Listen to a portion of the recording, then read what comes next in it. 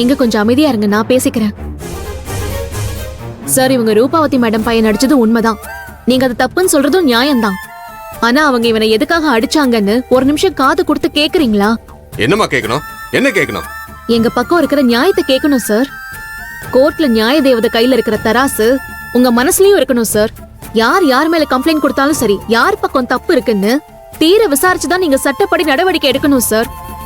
ஒருத்தர் கிட்ட அதிகாரம் இருக்கு, அந்தஸ்து இருக்கு, செல்வாக்கு இருக்குங்கிறதுக்காக அவங்க தப்பு பண்ண மாட்டாங்கன்னு நீங்களா ஒரு முடிவுக்கு வரதுல என்ன நியாயம் இருக்கு சார்? நான் இவங்களை விசாரிக்க தான் இங்க கூட்டிட்டு வந்திருக்கேன். சார், விசாரிக்க எதுக்காக ஸ்டேஷனுக்கு கூட்டிட்டு வரணும்? அவங்களை எதுக்காக இப்படி லாக்அப்ல போட்டு அடைக்கணும்? அங்கேயே அந்த ஸ்பாட்லயே நீங்க என்கொயரி பண்ணிருந்தா தப்பு யார் பண்ணா, என்ன தப்பு பண்ணாங்கன்னு அங்கேயே தெரிஞ்சிருக்கோம்ல. அதை விட்டுட்டு நீங்க இப்படி பண்ணீங்கன்னா சட்டமும் நீதியும் நியாயத்தை வாங்கி கொடுக்கும் நம்பிட்டு இருக்கிற எங்களை மாதிரி அப்பாவிங்க கதையெல்லாம் என்ன சார் ஆகிறது? அப்பாவிங்களா? யார் அப்பாவிங்க? 2 பேரும் சேர்ந்து அந்த பையனை அடிச்ச கொல்ல பாத்திருக்கானுங்க.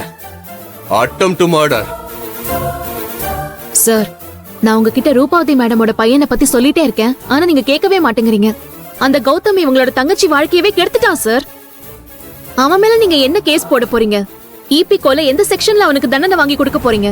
நீங்க கேக்குற கேள்விக்கெல்லாம் பதில் சொல்லுங்கிற அவசியம் எனக்கு இல்ல. இப்படி சொன்னா எப்படி சார்? உங்ககிட்ட ஒண்ணு கேக்குறேன்.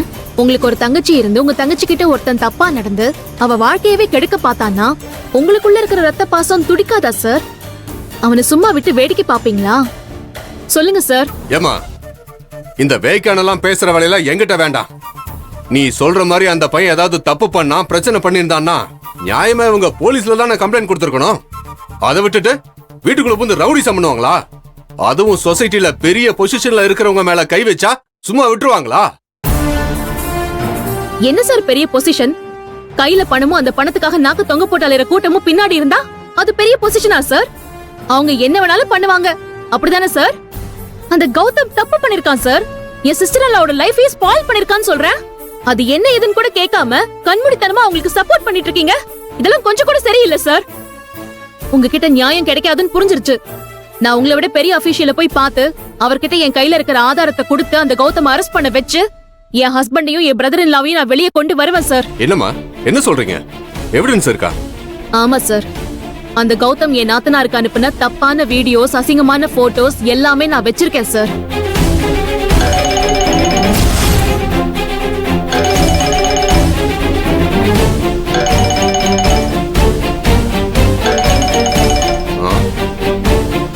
ஒரு நிமிஷம் இருங்க.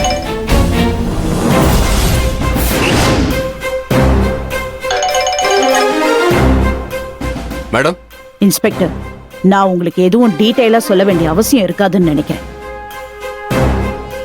என் புள்ள மேல கை வச்ச அந்த தெரு பொறுக்கி பசங்க 2 பேரையும் சும்மா விடக்கூடாது. மேடம், அது வந்து அடிதடி, ரவுடிசம், கொலை மிரட்டல், கொலை முயற்சின்னு எல்லா செக்ஷன்லயும் கேஸ போட்டு அவனுங்க 2 பேரையும் வெளியிலேயே வர முடியாதபடி பண்ணுங்க.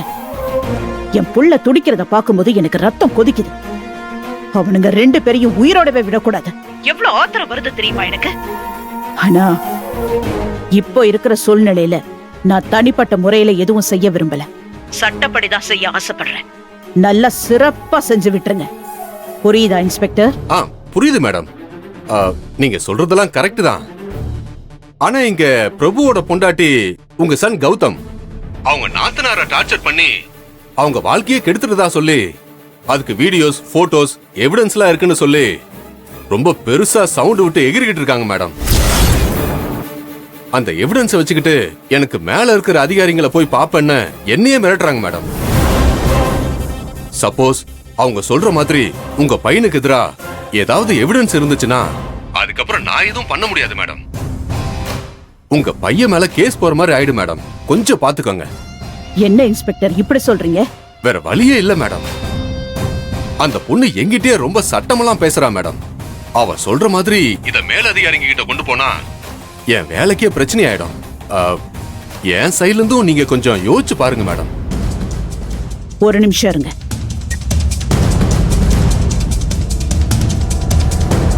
டேய் கௌதம், அந்த ஆதிரை உனக்கு எதிரா ஏதோ வீடியோ, போட்டோஸ் ஆதாரம் இருக்குன்னு சொன்னான்னு இன்ஸ்பெக்டர் சொல்றாரு. அப்படி எதுவும் இருக்கா? நீ அந்த ரோஹிணிய டார்ச்சர் எதுவும் பண்ணியா? ஐயோ அம்மா, அப்படிலாம் எதுவும் இல்லம்மா. அந்த ஆதிரை பொய் சொல்றாமா. இன்ஸ்பெக்டர் அதெல்லாம் நம்ப வேணாம்னு சொல்லுங்கம்மா. ஆதிரை அவ புருஷனையும் குழந்தைனையும் காப்பாத்துறதுக்காக என் மேல அபாண்டமா பழிய போடுறாமா. நான் என்னம்மா பண்ணுவேன்? அப்படிலாம் எதுவும் இல்லம்மா. ஓகே ஓகே, நீ உன்னை எமோஷனல் ஆகாத. அம்மா நான் இருக்கேன்ல. நான் சரிம்மா. ஐயோ எல்லாம் பேசுறீங்க. இன்ஸ்பெக்டர், சொல்லுங்க மேடம். அந்த ஆதிரை பொய் சொல்றா சார். என் பையன் அப்படிலாம் எதுவுமே பண்ணலையாம். அவகிட்ட எந்த ப்ரூஃபும் இருக்காது. நீங்க அவளை நம்பாதீங்க. தீர விசாரிங்க. அவ மேல தப்ப வச்சுக்கிட்டு என் பையன் மேல பழிய போட பாக்குறா அந்த ஆதிரை. விட்டுறாதீங்க இன்ஸ்பெக்டர்.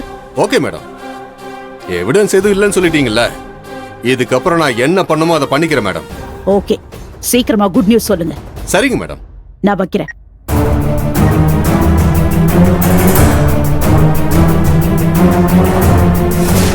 ஏய், உன் புருஷனையும் குழந்தைனையும் காப்பாத்துறதுக்காக இங்க வந்து உன் இஷ்டத்துக்கு போய் சொல்லிட்டு இருக்கியா? சார், நான் ஒண்ணு பொய்லாம் சொல்லல, உண்மையதான் சொல்றேன். உண்மையை சொல்றியா? நடக்காதத நடந்தது மாதிரி சொல்றதா உண்மையா? நீ இப்ப பேசாம இங்கிருந்து போகல, உன்னையும் அரெஸ்ட் பண்ணி உள்ள தள்ள சொல்லி மேல இடத்துல இருந்து ஆர்டர் வந்துருச்சு. மரியாதையா போயிடு. எது? மேல இடத்துல இருந்து ஆர்டர் வந்துச்சா இல்ல மேடம் கிட்ட இருந்து ஆர்டர் வந்துச்சா? என்ன இன்ஸ்பெக்டர், ரூபாவதி மேடத்துக்கிட்ட உங்க காக்கிய சலவைக்கு போட்டுட்டீங்களா? ஏய், நீ இப்ப வாய் மூடிட்டு இருக்கல, உள்ள வந்து உன்னை தூக்கி போட்டு பந்தாடிடும் பாத்துக்க. சார், சும்மா மிரட்டாதீங்க சார். நான் கேட்டதுக்கு முதல்ல பதில் சொல்லுங்க சார். உனக்கு பதில் சொல்றதுக்கு தான் அந்த ஸ்டேஷன்ல நான் இன்ஸ்பெக்டரா வேலை பார்த்துக்கிட்டு இருக்கேனா? நான் கேட்கறதுக்கு நீ முதல்ல பதில் சொல்லு. உங்ககிட்ட உண்மையிலே எவிடன்ஸ் இருக்கா? இருக்கு சார். அப்படின்னா என்ன எவிடன்ஸ் இருக்கு? காட்டு. கொடு கொடு. சார், நான் ஆதாரத்தை குடுமா. அந்த கௌதம் அரெஸ்ட் பண்ணி நான் உள்ள தூக்கி வைக்கிறேன். என்ன எவிடன்ஸ் இருக்கு சொல்லு. ஒரு 10 நிமிஷம் டைம் கொடுங்க, நான் எவிடன்ஸ் உங்க முன்னாடி கொண்டு வரேன். 10 நிமிஷம் இல்ல, 10 நாள் ஆனாலும் இல்லாத எவிடன்ஸ கொண்டு வந்து உன்னால என் முன்னாடி வைக்க முடியாது. சார், 10 நாள்லாம் ஒண்ணு தேவையில்லை சார். 10 நிமிஷம் போதும் எனக்கு. சரி, ஓகே, 10 நிமிஷம். Okay sir. ஆதிரே, கவலைப்படாதீங்க. உங்களை 10 நிமிஷத்துல வெளியே கொண்டு வர வேண்டியது என்னோட பொறுப்பு.